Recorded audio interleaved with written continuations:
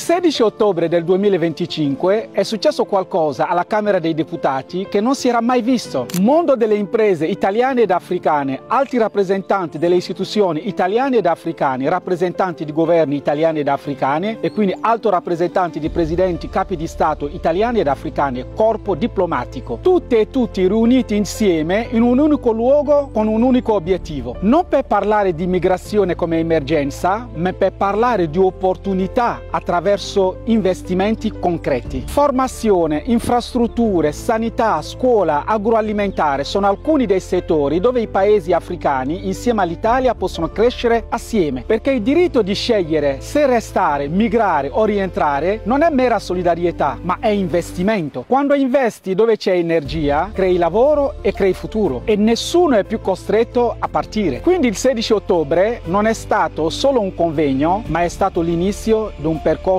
concreto.